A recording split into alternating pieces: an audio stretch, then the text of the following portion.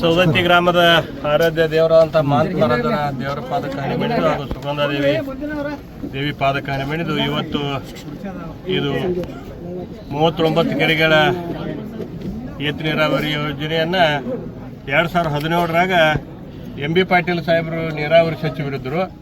ಆ ಹೇಳಿದಾಗ ಅವರಿಗೆ ವಿನಂತಿ ಮಾಡ್ಕೊಂಡಾಗ ಅವರು ಬಜೆಟ್ದಾಗ 60 ಕೋಟಿ ಅನುದಾನವನ್ನು ಇಟ್ಟು ಆಗ 17ರಾಗ ಮಂಜೂರು ಮಾಡಿ ಕೊಟ್ಟರು. ಆಗ ನಾವೆಲ್ಲರೂ ಈ ಭಾಗದ ರೈತರಿಗೆ ಎಲ್ಲರಿಗೂ ಗೊತ್ತಾಯ್ತು. ಒಂದು 20 ಜೀಪ್ ಎಲ್ಲರೂ ನಾವು ಮಾಡ್ಕೊಂಡು ಬಿಜಾಪುರಕ್ಕೆ ಹೋಗಿ ಅವ್ರಿಗೆ ಸನ್ಮಾನ ಮಾಡಿ ಬಂದಿದ್ದೆವು. ಎಲ್ಲ ರೈತರು ಇಲ್ಲಿ ಬಂದಿದ್ದಾರೆ.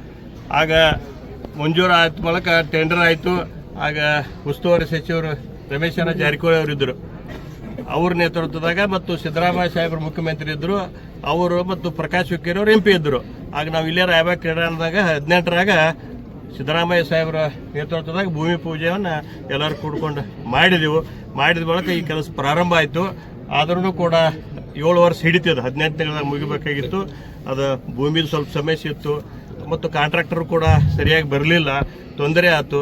ಅದಕ್ಕೆ ಈಗ ನಮ್ಮ ಸತೀಶ್ ಅಣ್ಣ ಜಾರಕಿಹೊಳಿ ಅವರು ಉಸ್ತುವಾರಿ ಸಚಿವರು, ಲೋಕೋಪಯೋಗಿ ಸಚಿವರು ಇದ್ದ ಬಳಿಕ ಅವರಿಗೆ ನಾವು ವಿನಂತಿ ಮಾಡ್ಕೊಂಡಾಗ ಅವರು ಕೂಡ ನಮಗೆ ಸಹಕಾರ ಕೊಟ್ಟ ಗುತ್ತಿಗೆದಾರನ ಕರೆಸಿ ಮತ್ತು KBದವ್ರನ್ನ ಕರೆಸಿ ಇದಕ್ಕೆ ವೇಗವನ್ನು ಈಗ 1 ವರ್ಷದೊಳಗೆ ಅವ್ರ ಪ್ರಯತ್ನ ಮಾಡಿ ಇವತ್ತು ನಾವು ಅವರು ಎಲ್ಲರೂ ಕೂಡ್ಕೊಂಡು ಮತ್ತೆ ಇವತ್ತು ಅದನ್ನು ನೀರನ್ನು ಬಟನ್ ಬಡದ 39 ಕೆರೆಗಳಿಗೆ ಕೊಡುವಂಥ ವ್ಯವಸ್ಥೆಯನ್ನು ಇವತ್ತು ನಾವು ಮಾಡಿದೆವು. ಅದಕ್ಕೆ ನಿಮ್ಮೆಲ್ಲರ ಪರವಾಗಿ ಅವ್ರಿಗೆ ನಾನು ಧನ್ಯವಾದಗಳನ್ನ ಹೇಳ್ತೀನಿ ಸಚಿವರಿಗೆ. ಮತ್ತು ನೀವು ಎಲ್ಲರೂ ಕೂಡ ರೈತರ ಸಹಕಾರದಿಂದ ತಾವೆಲ್ಲರೂ ಅದರ ಉಪಯೋಗ ಪಡ್ಕೋಬೇಕಂತೇಳಿ ನಿಮ್ಮೆಲ್ಲರಿಗೂ ಕೂಡ ನಮಸ್ಕರಿಸಿ ಎಲ್ಲರಿಗೆ ಶುಭವಾಗಲಿ.